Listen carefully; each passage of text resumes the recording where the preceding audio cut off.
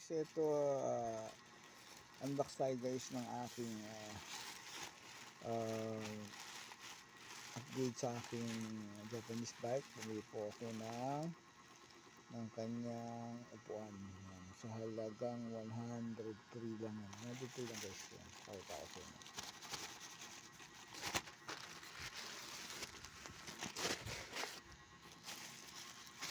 Ito siya.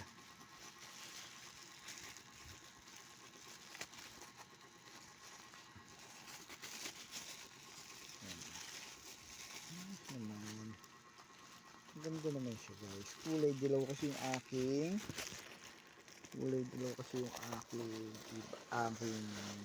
bike. So yun siya guys, ganda diba, mura lang po yan.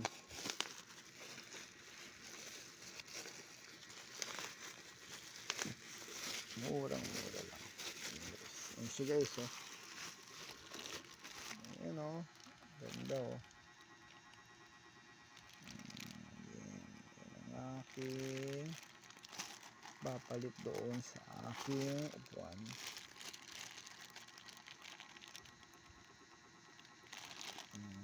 Lambot naman, huwag lang bumigay ito matibay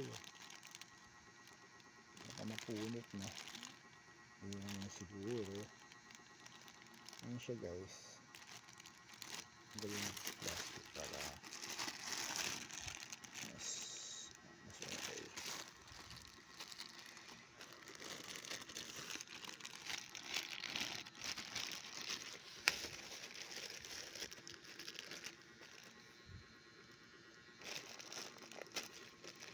Anyway, sige natin tanggalin. Hirap, pag-isa lang ako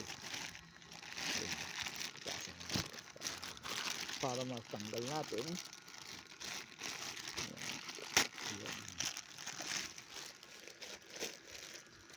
So guys, napakaganda.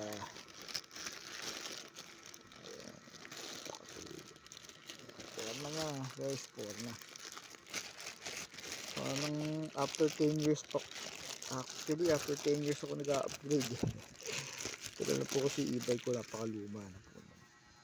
Ayan, yung Japanese bike. So, kakulay niya naman yung pinalit ko, kaya okay naman siya. Ayan, lambot kaya naman siguro ako nito. Hindi naman sana kagad bumigay. Ang ganda naman Hindi naman siguro problema sa plastic, diba, lumulutong. Sana hindi ito. Talagang medyo rubberized plastic na may pagka-rubberized para medyo matibay yung ang forma Ayan bagay na bagay ito dun sa aking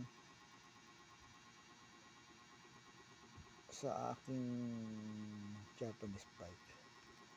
Okay, so medyo maganda tingnan pag nakakabit to. So babakusin lang natin yung mga master, tapos kakabit natin to.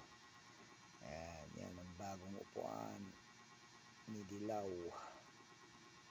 Ayan mura lang, halagang 100 plus lang siya. So meron ka na. Ayan, makakapag-upgrade na ng upuan ng aking Japanese bike. Kasi kung bumili ka sa store, mahal. Online lang din to sa Lazada. Alright guys, ito na lang guys, pakita ko